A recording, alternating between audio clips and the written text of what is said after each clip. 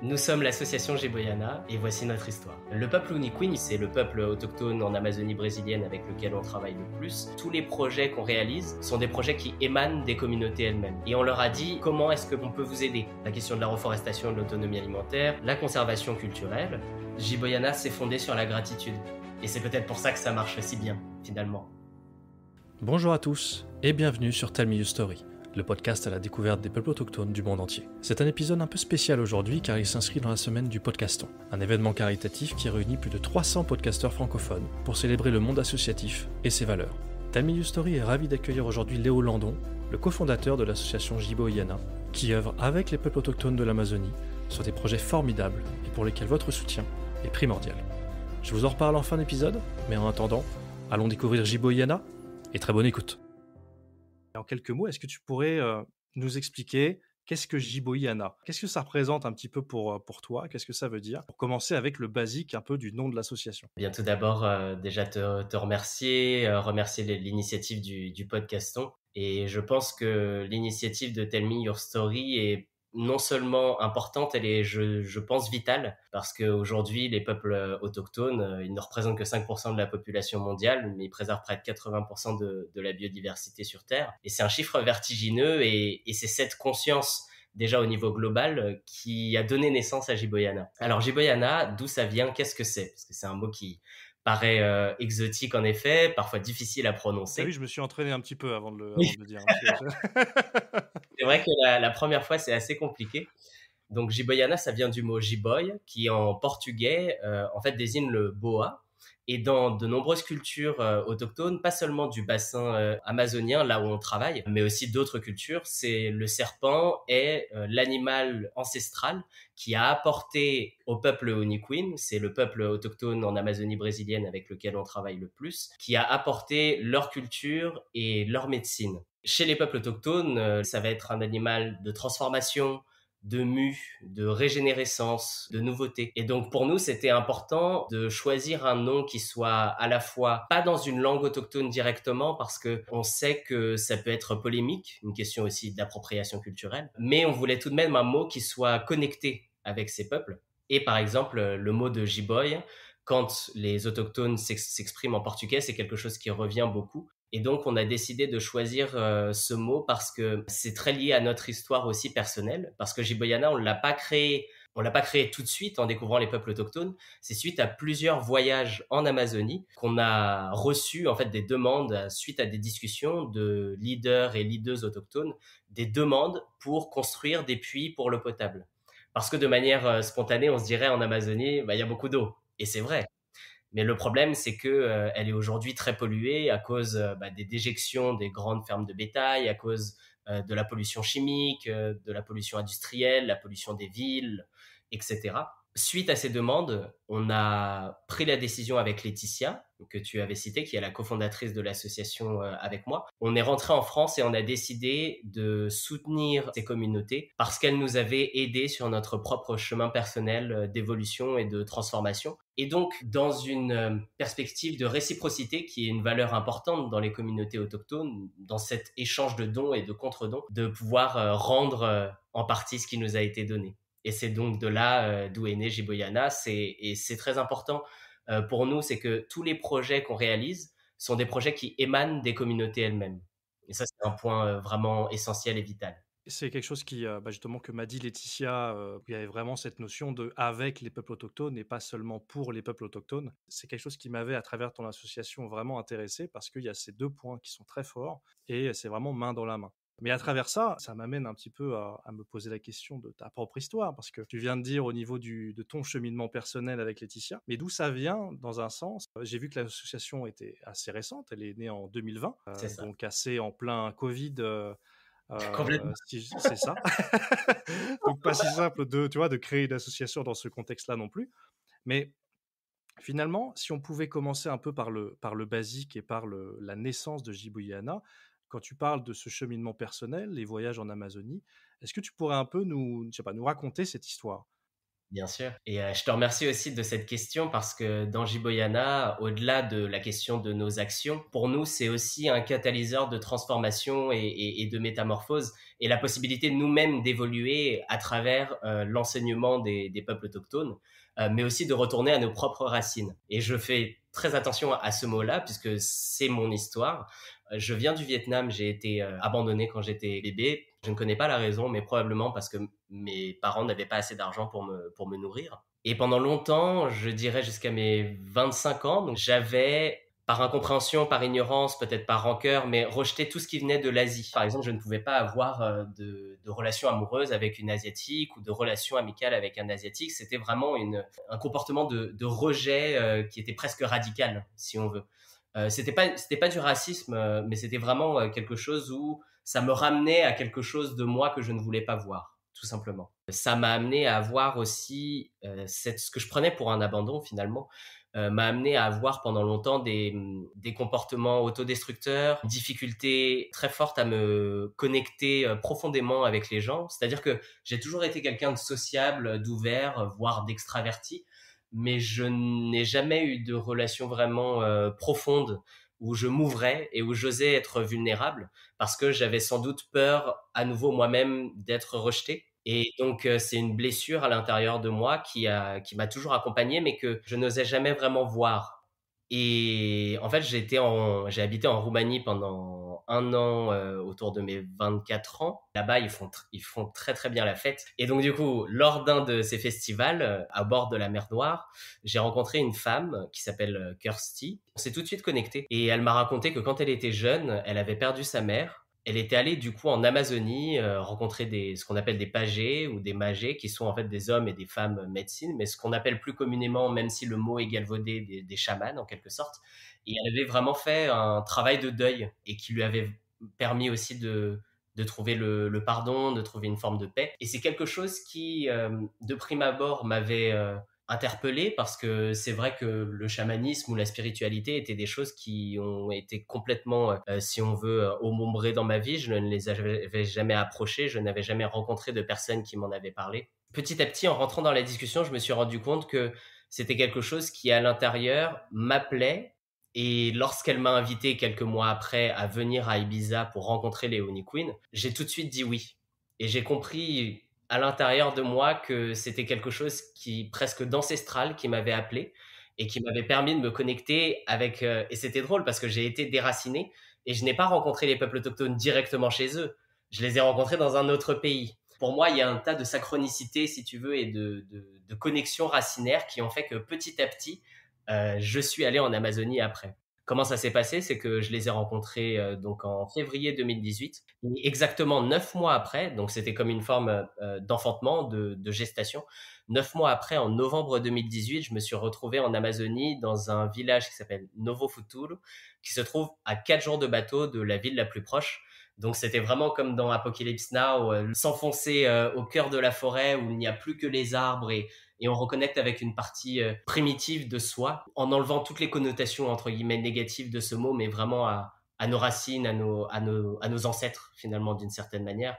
Et après ce premier voyage durant lequel, pour la première fois de ma vie, j'ai senti la présence de mes parents, donc vietnamiens, ça a été très fort parce que le fait de me retrouver avec un peuple qui avait failli faire perdre sa culture, perdre sa spiritualité à cause de la colonisation, des massacres, des déplacements de population, l'interdiction de parler leur langue, de pratiquer leurs rites, et de me retrouver dans un village avec des pagés, des magés, des hommes, des femmes, des enfants qui luttent pour préserver leur culture, pour préserver leurs racines, pour moi, ça avait fait un écho immense, puisque je me suis rendu compte à quel point moi-même j'avais, d'une certaine manière, perdu cette partie d'océan en moi. Juste par rapport en fait au peuple autochtone, les Quinn, c'était le premier peuple entre guillemets que tu rencontrais, mais ton expérience ou ta connaissance des peuples autochtones, elle était nulle en fait avant ça? C'est ça, exactement. Quand j'ai fait leur première rencontre en février 2018, j'ai commencé à m'y intéresser et j'étais déjà touché par les questions autour de l'environnement, du climat. Mais il y a une invisibilisation des peuples autochtones qui joue un rôle majeur dans le fait de juguler le réchauffement climatique. C'est là que se joue en fait sur les deux tableaux, à la fois personnel et collectif, la question de Jiboyana. Et donc après ce premier voyage, j'ai rencontré Laetitia. On s'est rencontrés d'ailleurs à travers le peuple Onikwen, donc pas de hasard. Et on est retourné en Amazonie ensemble en juillet 2019, donc 9 mois plus ou moins après le premier voyage. Et c'est à ce moment-là que les leaders autochtones nous ont demandé de les soutenir. Et c'est de là que Jiboyana a fleuri. Et donc, par rapport à ta question, c'est là que j'ai trouvé ça, et je pense que les membres de l'équipe de Jiboyana aussi ont trouvé ça très beau. C'est que il ne s'agit pas uniquement de la question collective de préserver la nature et du rôle des peuples autochtones, c'est aussi la façon dont ils nous ont soutenus dans notre chemin personnel pour pouvoir guérir de certaines blessures, de certains traumas, et que dans le don qu'ils nous ont fait, on a fait fleurir Jiboyana dans un contre-don. Jiboyana s'est fondé sur la gratitude. Et c'est peut-être pour ça que ça marche si bien, finalement. Comment ça s'est passé? Parce qu'on a l'habitude d'entendre que les peuples autochtones sont souvent assez timides, ne vont pas forcément faire confiance aux autres peuples, entre guillemets, parce que au travers de l'histoire, il y a eu beaucoup de trahisons, il y a eu beaucoup de choses comme ça. En arrivant là-bas, comment est-ce que tu as réussi à trouver la confiance finalement du peuple Onikwen, on dirait avoir un peu les leaders qui t'ont demandé de les aider et tout ça. Comment s'est bâti un peu cette confiance avec eux? C'est une excellente question, parce que je fais juste une petite parenthèse, mais aujourd'hui, comme tu le disais, Marc, et j'aime beaucoup la façon dont tu approches ces questions, c'est qu'il y a beaucoup de non-autochtones qui désirent soutenir, mais qui n'ont pas forcément les codes, ou qui abusent aussi parfois de la confiance de certaines communautés, qui parfois font des projets, mais uniquement pour leur propre profit, entre guillemets, ou ego. Et figure-toi que nous, il nous a fallu un peu plus de 3 ans pour vraiment avoir la confiance des communautés. Donc ça a été 3 ans de long travail. Mais comment est-ce que cette première approche de confiance a eu lieu? Elle s'est passée à travers quelque chose qui est fondamental pour les peuples autochtones, mais en fait pour l'humanité entière, c'est à travers la musique. Parce que je suis musicien depuis une quinzaine d'années, je joue de la guitare, je chante. Et la première connexion que j'ai eue avec eux, c'est, je ne parlais pas portugais il y a 5 ans. J'ai appris depuis, mais c'est vraiment passé par la musique. Ils ont vu que je jouais bien, qu'on jouait bien ensemble. En fait, c'est ça qui est fascinant avec les peuples autochtones et ceux qui ont conservé leur connexion avec leur spiritualité, c'est que avant même les mots, ça passe par l'énergie. Ça passe par la façon dont ils ressentent les choses. Et je pense qu'ils ont senti quelque chose en Laetitia, ils ont senti quelque chose en moi qui leur a donné envie de faire confiance. En tout cas, de mettre une première brique à cet édifice. Et c'est ça qui est pour nous fascinant, c'est que au départ, ce n'est pas passé par la raison, c'est passé par le cœur. Et c'est peut-être ça qui a fait la différence finalement. C'est fort ce que tu dis, parce que c'est vrai que même d'une certaine manière, on pourrait penser, voilà, on va là-bas, on discute, on essaie de se faire accepter donc par les mots dans un premier temps, et là de voir que c'est passé plus par l'art, par la musique, c'est assez exceptionnel dans un sens. Et finalement, à travers tous ces voyages, en plus, tu disais que tu as donc rencontré ta compagne Laetitia, qui est donc là aussi la cofondatrice de Jiboyana. Comment est-ce que ça s'organise en fait? Parce qu'il y a l'idée évidemment, ok, nous voulons aider les leaders autochtones dans leur projet, mais comment est-ce qu'on organise un peu une association sur les peuples autochtones, avec les peuples autochtones? En plus, tu avais quel âge avec Laetitia À vous avez l'époque, on avait 25 ans quand on l'a créé. 25 ans. Donc comment est-ce qu'à 25 ans, quand on rentre à Paris, par exemple, on se dit, bah voilà, quoi, je veux bien aider, je veux bien faire pour les peuples autochtones, mais comment on fait? Eh bien, là encore, très bonne question. À vrai dire, nous-mêmes, on a plus les âmes d'artistes que d'administrateurs, donc ça a été aussi un défi, si tu veux, à la D'accord. paperasse, la comptabilité. Comment ça s'est organisé? C'est que déjà, on a rassemblé plusieurs personnes autour de nous, des personnes qu'on avait rencontrées, par exemple, autour des peuples autochtones, et on s'est dit, quelle est la meilleure manière, parce que tu l'as évoqué, juridiquement, l'association a été créée en mars 2020, donc c'est une date que tout le monde connaît pratiquement sur Terre. C'est le moment où il y a eu les confinements, le Covid, etc. Et donc, on s'est dit, comment faire pour que ça marche? Parce que plusieurs personnes nous avaient dit, je pense que c'est arrivé à beaucoup de gens qui ont commencé des projets, ils nous ont dit, vous êtes trop jeune, vous avez eu de la poudre aux yeux après être allé en Amazonie, voilà, ça va vous passer, c'est pas le moment, etc. Enfin, plein de blabla. Et effectivement, on s'était dit que si on partait en se disant que ça ne marcherait pas, c'est sûr que ça ne marchera pas. Et donc, on s'est dit, comment est-ce qu'on va faire pour que ça marche? Eh bien, on va développer les talents qu'on a pour les mettre au service. Et donc, bah voilà, on était musiciens, les gens étaient chacun chez eux lors du Covid. Ce qu'on va faire, c'est qu'on va faire de la musique en ligne, faire des concerts, demander l'autorisation aux communautés autochtones si on peut partager leurs chants afin de pouvoir récolter des fonds pour faire des projets chez eux. Ils nous ont donné cette autorisation, on a fait des campagnes de crowdfunding et en fait, ça a tellement bien marché que au départ, on a fait une campagne pour un puits, pour l'eau potable, c'était donc en 2020. Et ça a tellement bien marché et c'était, je pense, tellement fait avec le cœur, en fait, et avec sincérité, qu'au lieu des 20 000 euros initiaux pour la construction de puits, en juillet 2021, on a réussi à récolter un peu plus de 80 000 euros. Ça nous a permis de faire 3 puits, 2 pépinières et préparer des milliers de pousses pour la reforestation et l'autonomie alimentaire, le tout en un mois dans 8 villages différents sur la même terre autochtone. C'est génial. Vous deviez être vraiment tous les deux étonnés finalement de l'engouement, je pense, des gens. Parce que c'est pareil, tu vois, les Uniqueen, en fait, c'est un peuple autochtone qui est pas forcément très connu. Déjà qu'il n'y en a pas beaucoup qui sont connus, mais des fois, on parle un peu plus, je sais pas moi, de peut-être des peuples aux États-Unis. J'ai l'impression qu'en France, c'est souvent ça. Mais ou sinon, par rapport au chef Raoni, on va parler finalement en fait de son peuple à lui. Mais les Uniqueen, même moi, je m'intéresse beaucoup. Je ne connaissais pas du tout. Comment vous avez fait tous les deux pour amener cet engouement-là autour de ce projet?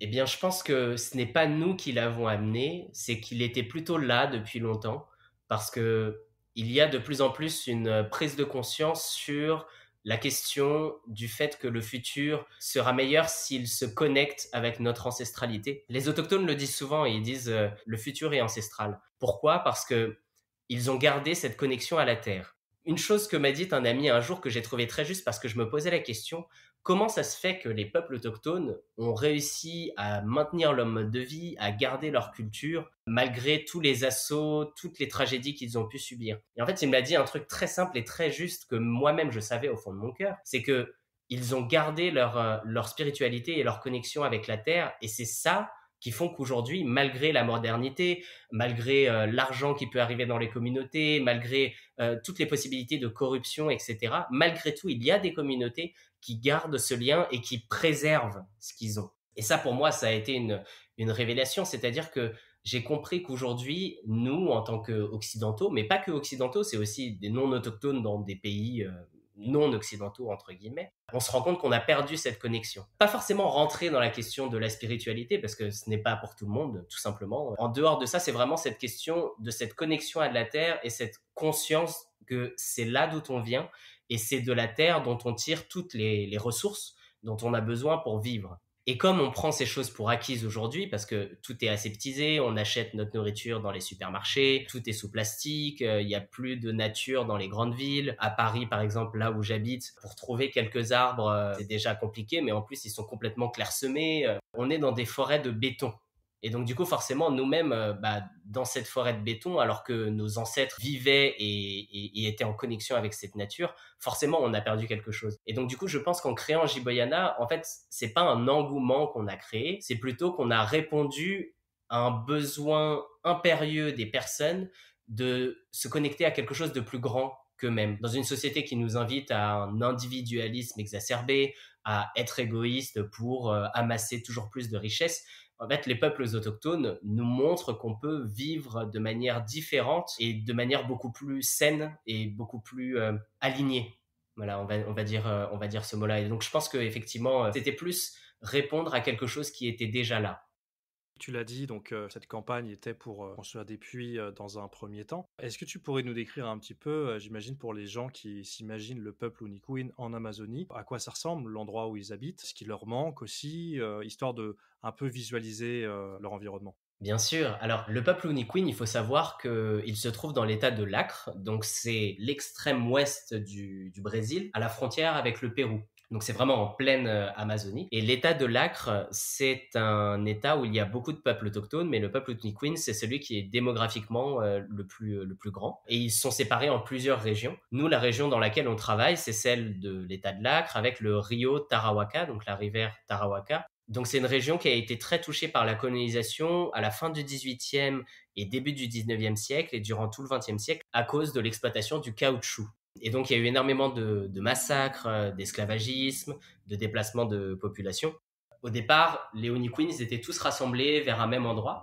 Et donc à cause de toutes ces tragédies, ils ont été séparés en plein de villages différents. En fait, il faut savoir que c'est des territoires qui sont vraiment des barrières vertes. Quand on regarde des images satellites qu'on prend au-dessus de cette région, de Tarapacá, Rio Branco, qui est la capitale de l'État de l'Acre, on remarque une chose qui est vraiment flagrante, c'est que, par exemple, à gauche, on va avoir la terre autochtone, où il y a de la forêt à profusion, et à droite, une ligne mais presque vraiment verticale, hein, qui délimite les grandes fermes de bétail, où là, tout a été déforesté. Vraiment, c'est pour ça qu'on appelle les peuples autochtones des gardiennes et des gardiens de la terre. C'est que leur territoire est le seul de forêt qui est encore debout. Et donc, du coup, quand on fait le trajet jusqu'au village, la première chose qui frappe, c'est la désertification. Mais ce qui marque aussi et qui donne de l'espoir, c'est que de l'autre côté, quand on regarde sur la rive occupée par les peuples autochtones, c'est que là, la forêt, elle est encore verdoyante.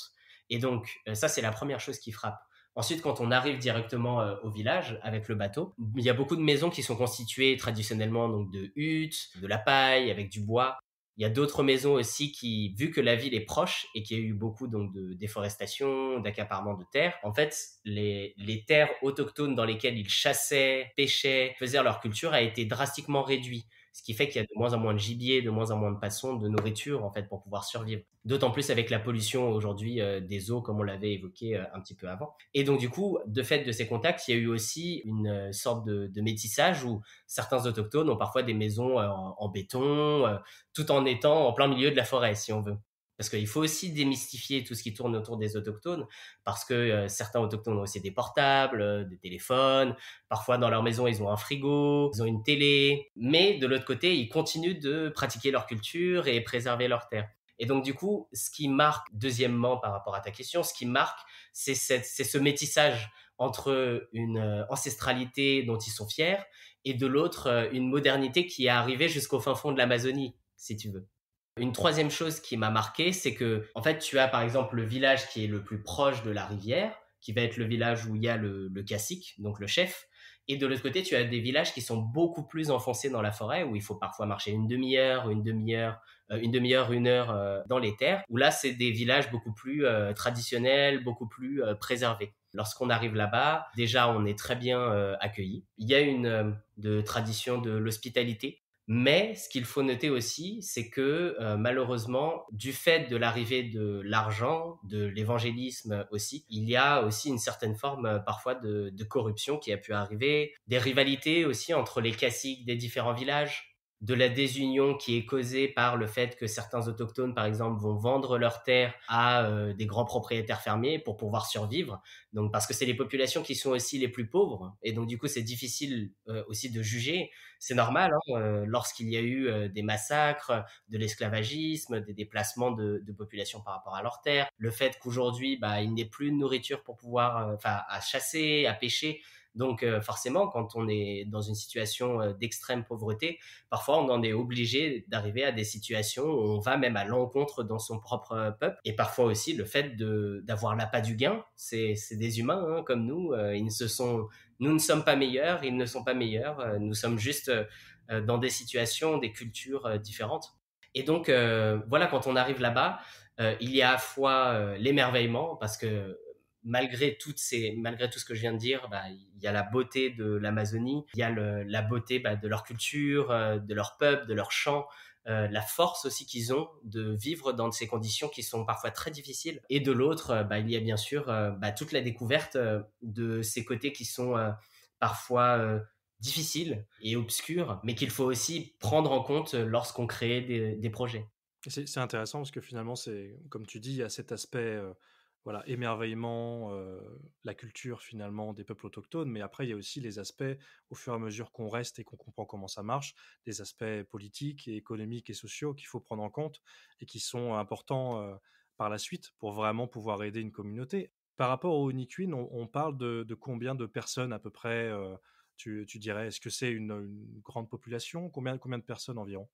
Alors, Léonie Quinn, dans l'état de l'Acre, entre 14 000 et 16 000, je dirais. D'accord. Et c'est donc sur plusieurs villages qui sont pas très loin les uns des autres alors. Il me semble que dans le dernier recensement, il y avait un peu plus d'une centaine de villages différents, peut-être 150. et ils sont répartis sur l'état de l'Acre plus ou moins, donc c'est quand même assez grand.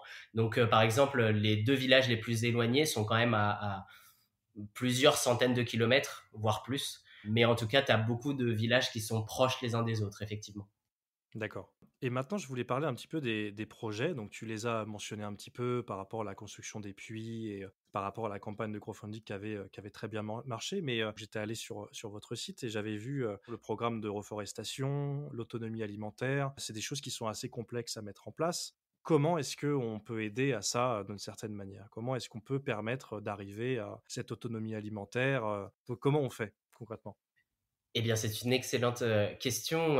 C'est là que toute la question de converser longtemps, de faire des réunions vraiment avec les différentes leaders, avec les familles, ça a été de comment répondre à leurs besoins. Donc déjà, premièrement, ils nous ont parlé donc de l'eau, mais ils nous ont aussi parlé de l'alimentation et de la question de la reforestation des aires dégradées. Et pour nous, ça a été une évidence. C'est-à-dire qu'on parle beaucoup de reforestation aujourd'hui dans la question de l'environnement, mais on parle assez peu de la préservation de ce qui existe déjà. C'est là qu'on s'est rendu compte du génie finalement de travailler avec eux, parce que vu qu'ils habitent sur leurs terres, vu qu'ils les protègent déjà, si on reforeste des terres qui sont protégées, le risque que ces plantations meurent ou qu'elles soient incendiées ou qu'elles soient voilà, volontairement, la probabilité demeure faible. Et donc du coup, à travers ce programme de reforestation, on a eu une approche holistique qui permettait de pallier beaucoup de problèmes concernant l'autonomie alimentaire, mais aussi la santé et la diversité dans l'alimentation. Pourquoi? Parce que à travers la reforestation, il y a 3 aspects.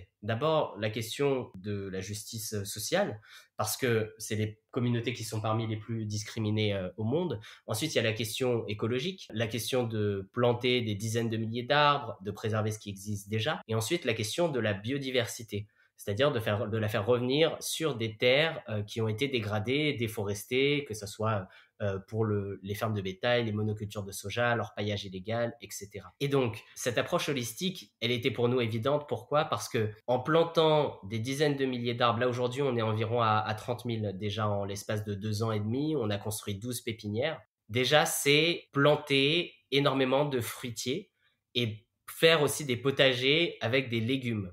Et donc le tout évidemment avec de l'engrais naturel, des techniques traditionnelles, c'est-à-dire que par exemple on va récupérer les troncs de bananiers, on va récupérer les fruits, on va faire du compost, donc de l'engrais naturel.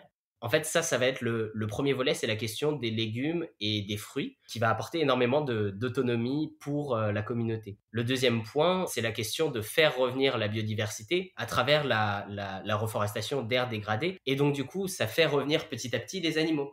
Et donc, la communauté, ça leur permet donc de chasser, de pêcher, mais sans que ça soit déficitaire par rapport à l'environnement. Puisque comme l'environnement se sera régénéré, en fait, leur chasse ne causera pas de problème d'extinction aux espèces qui auront eu le temps de revenir et de se reproduire. Comment ça s'est fait? Déjà, il y avait des autochtones dans la communauté qui étaient des agents agroforestiers formés par une commission qui s'appelle la Comissão Pro Índio, la commission pour les autochtones. Mais le seul problème, c'est que comme ils n'avaient pas les ressources pour mettre en place ce programme, en fait, leurs compétences n'avaient jamais été mises en valeur. Et donc, ils n'avaient jamais vraiment... En fait, ils avaient des petites initiatives, si tu veux. On parle de centaines d'arbres, voilà, par-ci, par-là, en quelques années. Tandis que là, c'est devenu à échelle beaucoup plus grande. Et surtout, avant, les agents agroforestiers, ils travaillaient avec juste leur famille. Et maintenant, on a un peu plus de 70 familles différentes des 8 villages de cette terre autochtone qui sont impliqués. Donc là, on parle d'une échelle beaucoup plus grande, si tu veux. Et donc, comment ça s'est passé? C'est qu'on a rassemblé les leaders, les familles, les caciques, et on leur a dit, voilà, votre projet, c'est de faire de la reforestation, de l'autonomie alimentaire. Comment est-ce qu'on peut vous aider? Où est-ce qu'on peut mettre de l'énergie pour que ça puisse fleurir? Et donc, suite à nos discussions, on a construit une première grande pépinière centrale. Ensuite, avec Jiboyana qui grandissait, on a construit 11 autres pépinières. On a amené des talkie-walkie pour que les agents agroforestiers, parce qu'évidemment, il n'y a pas de réseau téléphonique là-bas, pour que les agents agroforestiers qui sont des différents villages puissent aller voir les familles, pour voir dans les pépinières les pousses qui grandissaient, prendre soin des plantes.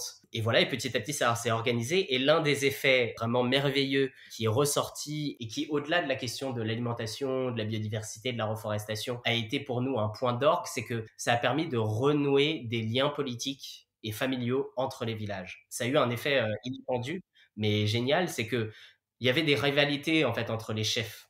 Le cacique général en fait avait pris la place d'une autre personne. Enfin, il y avait des choses dont on n'avait pas vraiment idée et qui sont de passé historique entre les communautés. Mais le fait que ce programme ait connecté tous les villages entre eux, ça a créé du lien et renoué la discussion entre tous les caciques des différents villages. Et ça a été merveilleux parce qu'on s'est rendu compte que c'était devenu vraiment holistique, parce que c'était plus que la question matérielle, c'était aussi la question du lien, des relations et politiques. Alors, un point par rapport à tous les projets de Jiboyana et tout ce que ça a peut-être suscité sur place, est-ce que vous avez ressenti à certains moments, par contre, des pressions, je ne sais pas, des gens qui étaient un peu mécontents de vos actions? J'imagine en Amazonie, voilà, et tu l'as dit tout à l'heure, il y a beaucoup de gens qui veulent avoir des terres pour l'élevage et qui veulent prendre ces terres au peuple autochtone. Voilà. Est-ce que vous avez eu des pressions par rapport à toutes les actions que vous avez menées là-bas? Eh bien, figure-toi que notre représentante Brésil et directrice du programme de reforestation a déjà reçu des menaces de mort. Effectivement, tout le monde n'aime pas dans la région, même si c'est noble et louable, tout le monde n'aime pas dans la région que ces projets se développent, parce que ça va contre certains intérêts économiques qui sont très puissants. Le lobby de l'agrobusiness, par exemple. Il y a notamment le parti ruraliste qui est, avec le lobby des armes, il me semble, le plus puissant au Brésil, et qui était très proche de l'ancien président Bolsonaro. Et donc, c'est vrai qu'on a déjà reçu des menaces, mais on a quand même eu de la chance, parce que dans l'ensemble, à part ces menaces, il n'y a eu aucune exécution, aucune animosité, mais au contraire, tu disais le mot que je trouve très juste, beaucoup d'engouement, et surtout de constatation que ça marche. Et c'est vrai que, effectivement, au départ, quand on commençait le pilote, le projet, il pouvait y avoir des doutes, voilà, de personnes à la fois à l'intérieur des communautés, mais aussi à l'extérieur. Il pouvait y avoir des doutes, alors que le projet venait de la communauté elle-même. Mais c'est vrai que, comme tu le disais, il y a beaucoup de méfiance du fait que beaucoup de non-autochtones viennent en Amazonie, disent « Ah, c'est génial, je vais vous soutenir, je vais faire ces projets, etc. » et ne reviennent évidemment jamais. Et même parfois, encore pire, s'approprient des objets ou des rites de leur culture pour les faire ensuite pour leur propre profit dans leur pays. Donc ça, c'est vraiment le cas le plus extrême. Mais effectivement, il y a eu beaucoup de déceptions, beaucoup de méfiance, mais au fur et à mesure de l'avancée du projet, du fait qu'aujourd'hui, il y a des arbres qu'on a plantés il y a 2 ans qui font déjà 3-4 mètres, enfin, c'est vraiment exceptionnel. On a plein de photos, plein de vidéos. Bah, au départ, il y avait quelques familles qui doutaient, et maintenant, tout le monde veut participer parce qu'ils voient que ça marche. Bon, c'est super. C'est vraiment le mot, je pense, l'engouement autour de ça, c'est génial. Combien est-ce que vous êtes à Jiboyana? Tu mentionnais votre représentante qui est en Amazonie. Combien vous êtes dans l'équipe? À chaque fois qu'on me pose cette question, ça me fait rire, parce que, en fait, je me rends compte du travail monstre qu'on réalise, alors on est que 6 dans le tronc.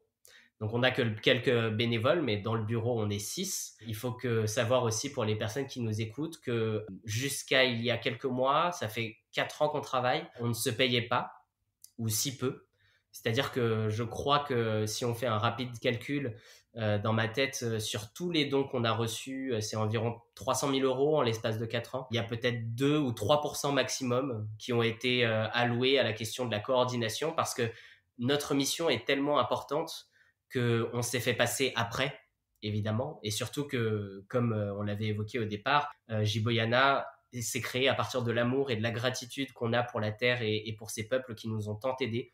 Donc, il y avait aussi une part de sacrifice de notre part, mais là, en ce moment, on essaye aussi de créer un équilibre, parce que si on n'arrive pas nous-mêmes à manger, à boire et à vivre, bah, ça va être compliqué. En tout cas, voilà, on est 6 et on essaye de grandir, mais c'est vrai que c'est difficile de faire rentrer des personnes dans le cercle. Pourquoi ? Parce que tu l'as évoqué avant, c'est que beaucoup de gens n'ont pas forcément vécu auprès des peuples autochtones, ne connaissent pas nos différences culturelles, ne savent pas forcément quels termes employer, comment se comporter aussi, parce qu'ils ont une histoire qui est diamétralement opposée à la nôtre, si tu veux. Et donc nous-mêmes, figure-toi, on a fait quand même des erreurs aussi dans notre parcours, mais on a appris. Parce que une chose qu'il faut savoir, c'est que au-delà des travaux de terrain qu'on réalise, comme la reforestation, l'eau potable, la conservation culturelle, etc., on fait aussi venir des délégations autochtones chaque année de 5 à 6 représentants de plusieurs peuples différents ont fait des tournées en Europe. Donc, par exemple, on est allé à la COP26, au Parlement européen, à la Commission.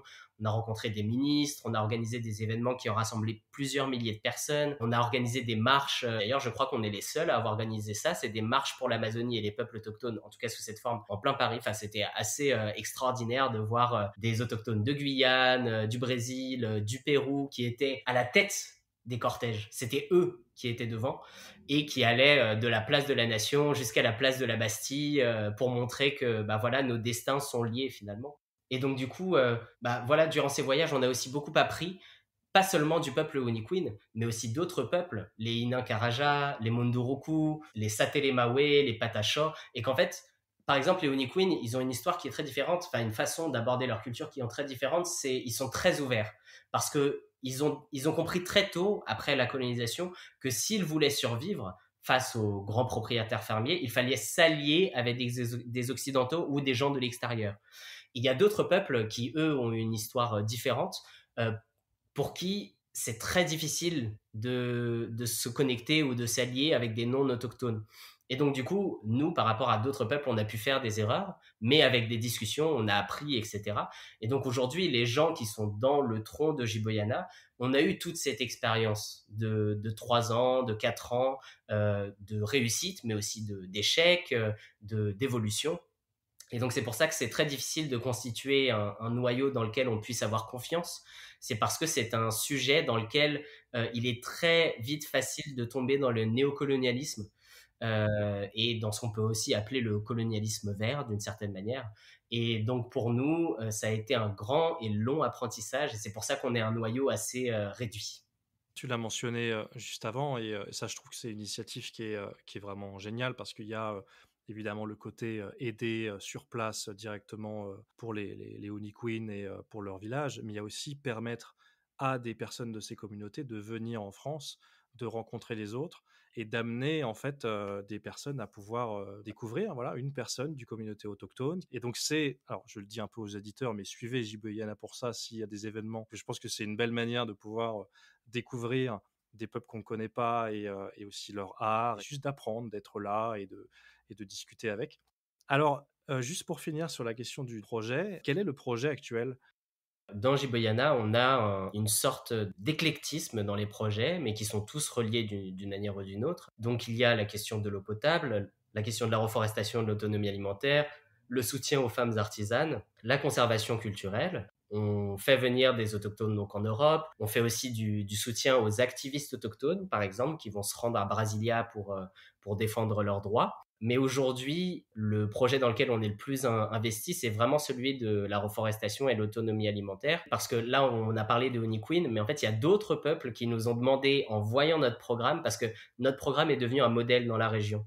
Parce que ça marche tellement bien et que comme il y a beaucoup d'échanges entre les autochtones, il y a aussi des autochtones de plusieurs peuples différents qui sont mariés entre eux. Donc, du coup, il y a beaucoup d'échanges.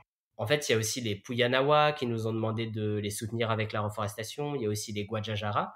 Et donc aujourd'hui, on travaille avec beaucoup de communautés différentes autour de la reforestation. Donc c'est vraiment ce projet-là qu'on met en avant et sur lequel on travaille le plus, parce que c'est celui qui est le plus à la fois coûteux, mais aussi le plus, entre guillemets, chronophage, pas au sens négatif du terme, mais c'est celui qui prend vraiment le plus de temps. Donc si des personnes sont intéressées, n'hésitez pas à venir nous voir et à voir un petit peu ce qu'on réalise, parce qu'on a énormément de vidéos, de photos, de témoignages qui montrent que c'est vraiment des actions concrètes sur le terrain qui sont réalisées. Et s'il y a les gens qui nous écoutent, s'ils veulent soutenir Jiboyana, comment est-ce qu'on fait? Comment ça s'organise? Qu'est-ce que les gens peuvent faire Là encore, à leur merci échelle? pour ta question, Marc, parce que tout le monde ne peut pas se rendre en Amazonie. Ça coûte cher, ça demande aussi beaucoup de temps. Rien que pour se rendre au village. Si par exemple, toi et moi maintenant, de là où on est, on devait se rendre au village où on travaille pour la reforestation, il faudrait 3 jours et demi minimum. Si la route n'est pas inondée, parce que c'est la saison des pluies, etc. Donc voilà, ça demande aussi du temps. Donc c'est un investissement. En revanche, il y a plein de choses qu'on peut faire. C'est-à-dire que par exemple, donc on est 6 dans le bureau, mais on a aussi une communauté de bénévoles. Donc par exemple, on a un film documentaire qu'on projette dans les universités. On a des événements quand on organise, on fait venir des bénévoles qui nous aident pour l'organisation de l'événement, pour la communication, voilà, accueillir les personnes, organiser les salles, pour par exemple lorsque des autochtones viennent nous aider à s'occuper d'eux, leur faire des visites, nous aider pour l'alimentation. Enfin, en fait, dans Jiboyana, c'est ça que j'aime, c'est que c'est pas qu'une association, c'est un mouvement. C'est-à-dire que on fait venir des personnes avec leurs talents, leurs compétences, et on essaye de les utiliser, de les développer et de les faire fleurir au mieux pour qu'elles puissent se sentir vraiment utiles là où elles sont fortes, en fait, là où elles sont puissantes. Bien sûr, ce n'est pas toujours possible, mais en tout cas, c'est ce qu'on essaye de faire. Par exemple, des personnes, je ne sais pas, compétentes en graphisme peuvent faire des visuels, des personnes fortes en réseaux sociaux peuvent faire des publications, des personnes qui sont dans des associations étudiantes, diffuser le documentaire, organiser des conférences. En fait, tout est possible. Tout est possible. Un beau message pour les auditeurs. Et il y a aussi cette notion finalement de pouvoir aussi faire des dons à tous les projets par le crowdfunding. Ça, j'imagine, c'est accessible en fait sur le site jiboyana.com, c'est ça? T'as vu, j'ai bien fait mes petites listes. Voilà, parce que j'étais allé dessus. Si on veut aider et soutenir, comme tu l'as dit, bénévolement, la majorité des événements se font à Paris, j'imagine? Alors, ils se font à Paris, mais après, nous, on est toujours ouverts si des personnes le veulent à se déplacer, par exemple, en France ou en Belgique. Il y a aussi, par exemple, la diffusion du documentaire. Elle peut aussi se faire dans d'autres villes. Par exemple, on a un ami qui est bénévole, qui est venu en Amazonie pour planter avec nous lors de la saison des pluies, qui, lui, a diffusé le documentaire à Orléans.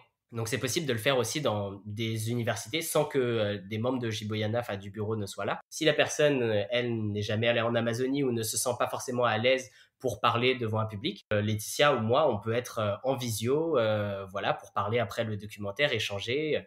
En fait, toutes les idées sont possibles, sont disponibles, et on essaye de voir avec les personnes ce qui est possible de faire. Est-ce que tu pourrais me dire un mot qui pour toi représenterait bien Jiboyana? Gratitude. Gratitude. Juste pour dire un mot, c'est que cette transformation que m'ont permis les peuples autochtones m'ont donné de la gratitude dans la vie, parce que lorsque j'ai ressenti la présence de mes parents en Amazonie, j'ai compris que c'était pas un abandon, mais que ça avait été un cadeau de pouvoir avoir de l'eau potable, de la nourriture, un logement, des choses sur lesquelles on travaille aujourd'hui avec Jiboyana. Donc, que ce soit Laetitia, que ce soit moi, les autres membres de l'association, c'est vraiment la gratitude qui représente ce pourquoi on agit. Écoute, c'est un très beau mot de la fin.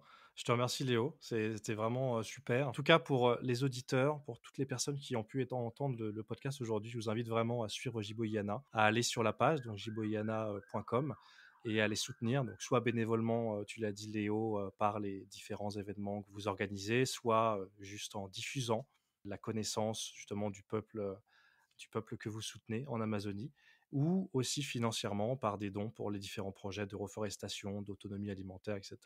En tout cas, c'était vraiment un plaisir de t'avoir aujourd'hui, Léo, pour Tell Me Your Story. Plaisir. J'espère que tu as apprécié, partagé avec nous voilà, toute l'histoire, ton histoire aussi personnelle de Jiboyana. Avec plaisir. Merci infiniment, Marc. Merci à toutes et à tous. Et je te remercie encore pour cette initiative de Tell Me Your Story, parce que c'est des initiatives comme ça qui vont changer le monde. Donc, merci beaucoup.